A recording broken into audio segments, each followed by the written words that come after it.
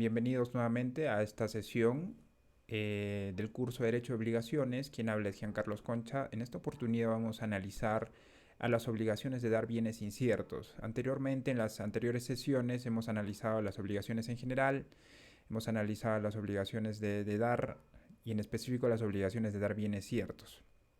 En esta ocasión vamos a analizar las obligaciones de dar bienes inciertos como contraparte de la categoría jurídica de dar bienes ciertos.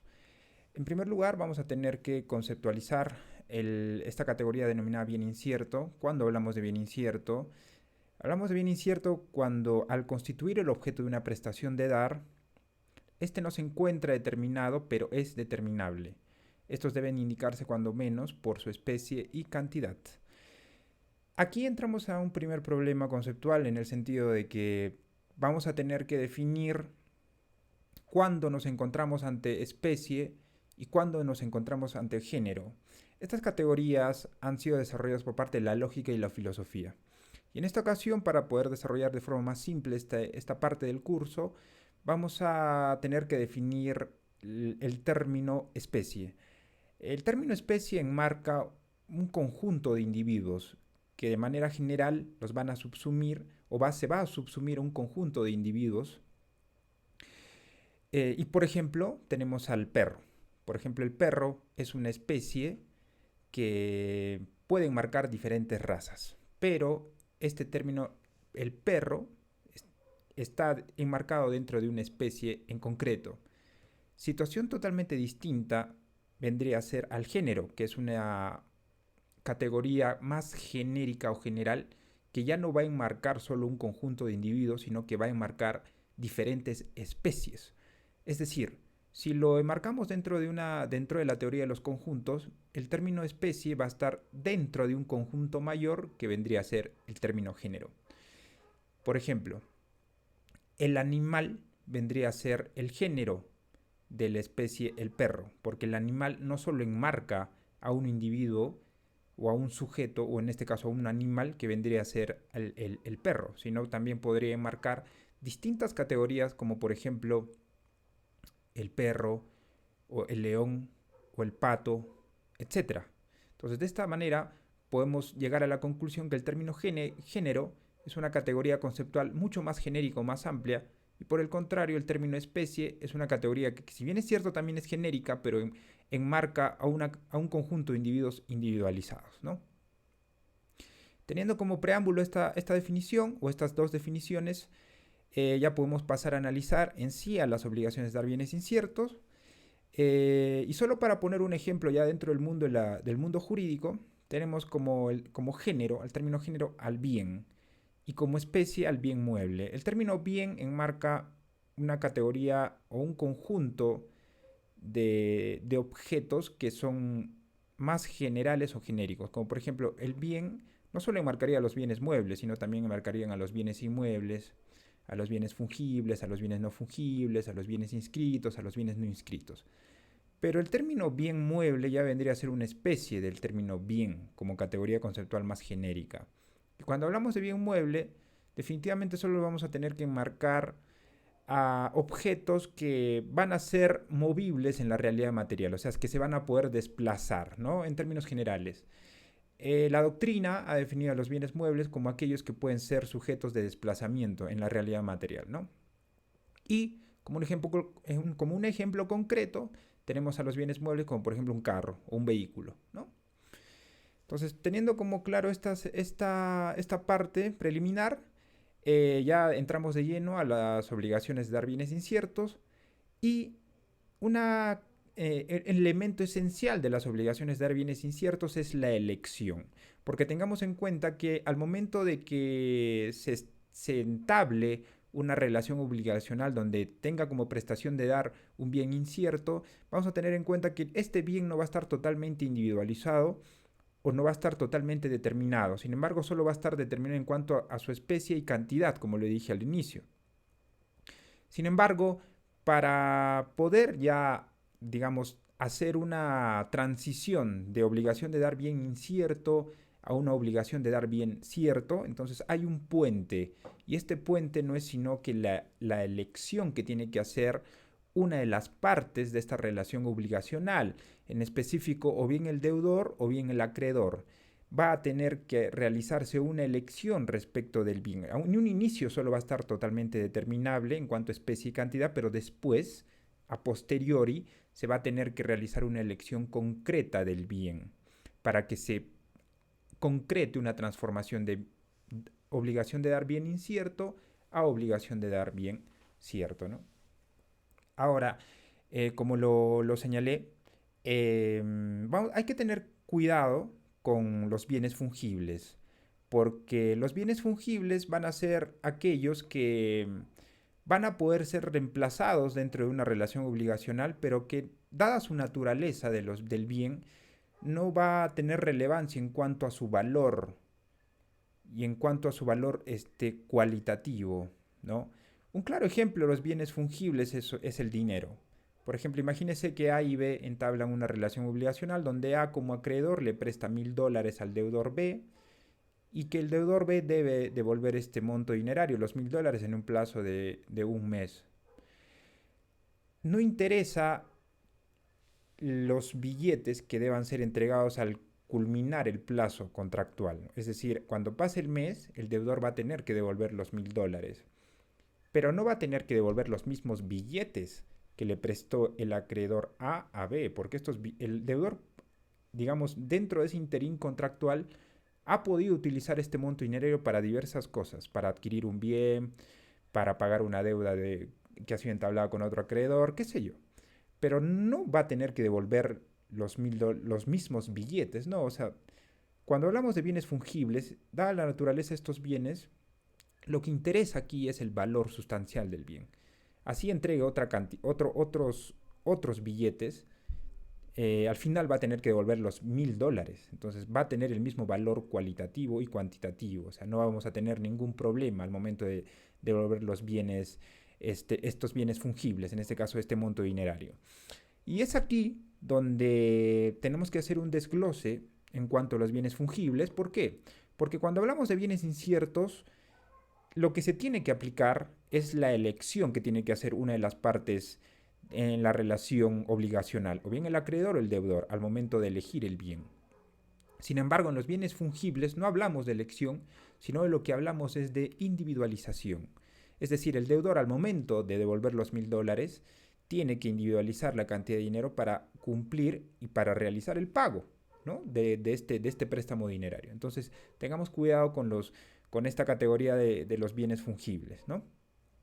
Ahora bien, una vez que se realiza la elección, ya sea por parte del deudor o por parte del acreedor, necesariamente tiene que haber una comunicación que realice este sujeto.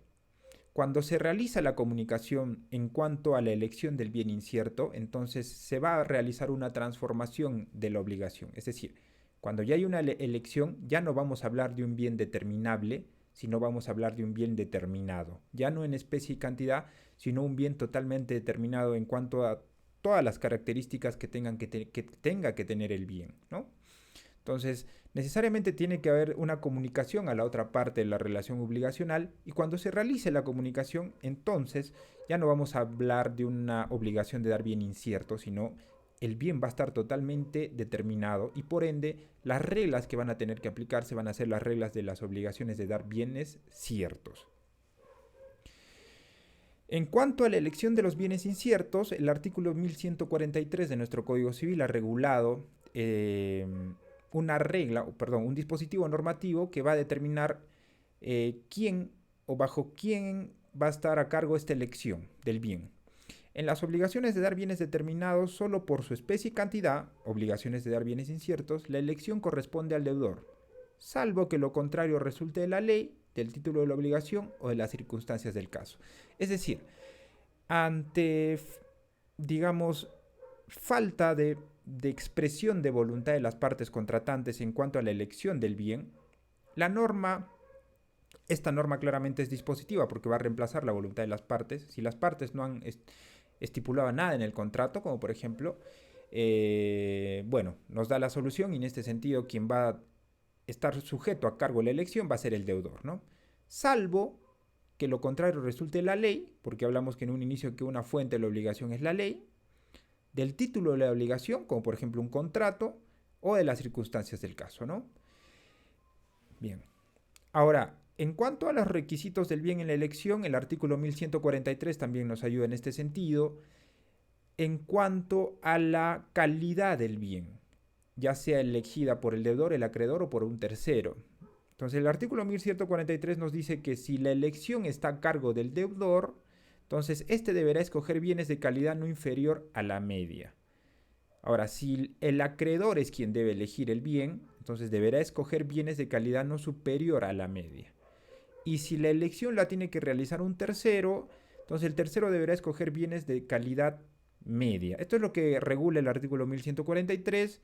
Sin embargo, entramos aquí un problema conceptual porque estamos ante un concepto difuso en cuanto a en qué circunstancias o en qué casos nos encontramos ante un bien no inferior a la media o ante un bien superior a la media o ante un bien de calidad media, ¿no? Esto significativamente o indudablemente va a depender de las circunstancias del caso, ¿no?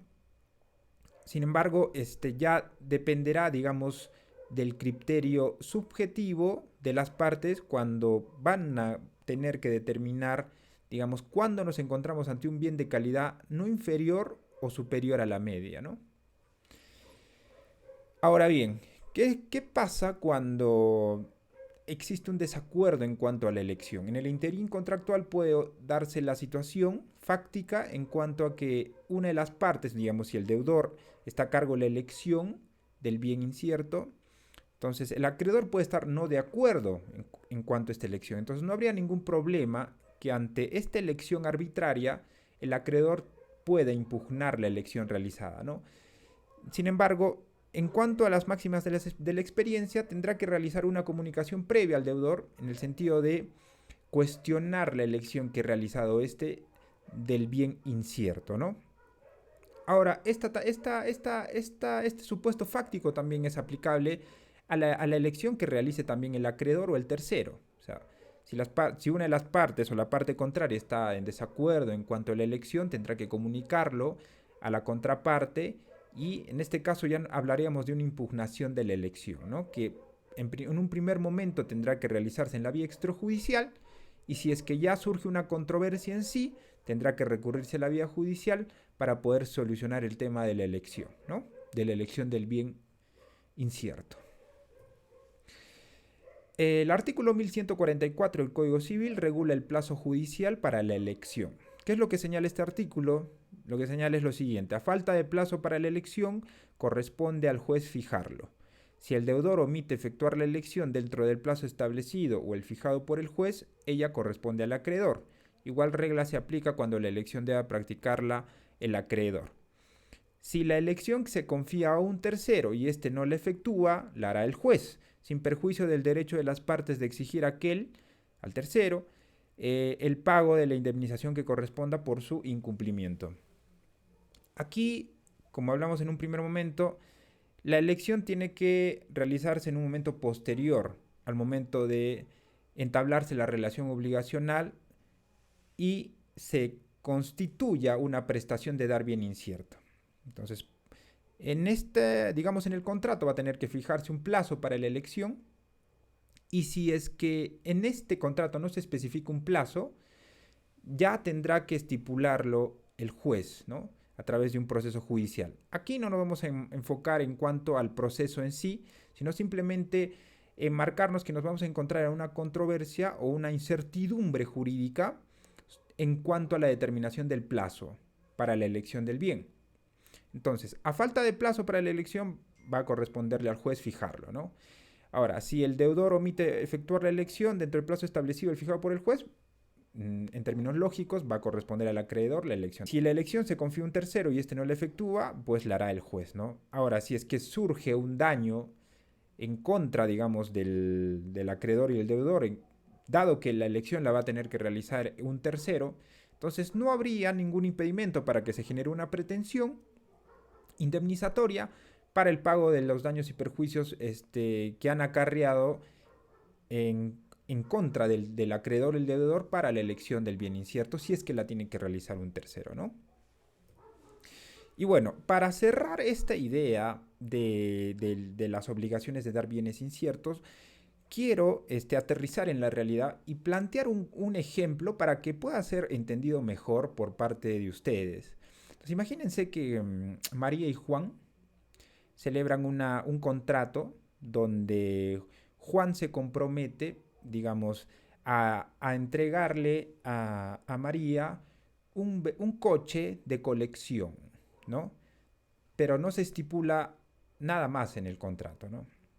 Y se fija un plazo, digamos, para la elección del bien, digamos un mes, donde Juan, deudor, va a tener que elegir el bien para entregarlo a María. En este caso, en el contrato se señaló que Juan está obligado a entregar un coche de colección.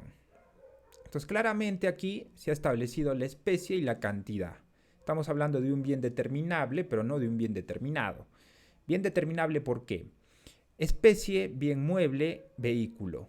Cantidad, un vehículo. Un vehículo de colección. No se ha especificado las características del bien: color, año, motor, número de serie, si es que va a tener que ser importado, de fabricación nacional, extranjera, nada de eso. Sin embargo, se especificó el plazo de un mes para que, en este caso, Juan determine la elección del bien. En este caso concreto, Juan elige, digamos, un Mustang color rojo del año 86, un vehículo bonito, totalmente saneado, registrado en registros públicos, importado, digamos, no sé, de Italia, por ejemplo. Y una vez que el deudor Juan ha identificado el bien o lo ha determinado, según el contrato, debe comunicar la elección, en este caso a su acreedora, a María, para que ella dé su conformidad. María está totalmente de acuerdo. Juan le ha mostrado fotos del bien, tiene videos del bien, del vehículo, y María no ha entablado ningún tipo de cuestionamiento en cuanto a la elección.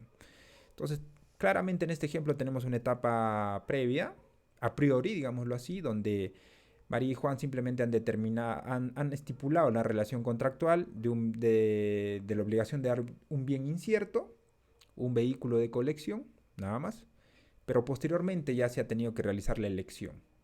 Entonces, una vez que, digamos, el deudor, Juan, comunica la elección a su acreedora María, entonces ya no vamos a hablar de una obligación de dar bien incierto, porque este bien incierto se ha transformado en otra categoría que ya va a estar totalmente determinado. Ya hablamos de una obligación de dar bien cierto. Entonces, en este estadio de esta etapa contractual, las reglas que nuestro sistema jurídico peruano nos ha dado para las obligaciones de dar bienes inciertos no van a tener que ser aplicables, sino que por el contrario, cuando se dé la elección y la comunicación, entonces ya van a tener que aplicarse las reglas de las obligaciones de dar bienes ciertos, que ya las vimos en las sesiones pasadas. Y bien, con esta parte concluyo esta sesión, las obligaciones de dar bienes inciertos. Y no sin antes agradecerte por la atención. No te olvides por favor de suscribirte a este canal y de darle me gusta, y que con esto nos vas a apoyar bastante. Mi correo electrónico solicitorgianconcha@gmail.com para cualquier consulta, cualquier tipo de asesoría legal puedes hacerla al más 51 90 667 2810. Y mi Facebook o mi red social Giancarlo Concha, estoy en Facebook y ahí podré para realizar cualquier tipo de contactos. Una vez más, gracias por su atención y nos vemos en la próxima sesión, que vamos a analizar las obligaciones de hacer. Y bueno, ya lo vamos a analizar en la próxima sesión. Eso sería todo y muchísimas gracias.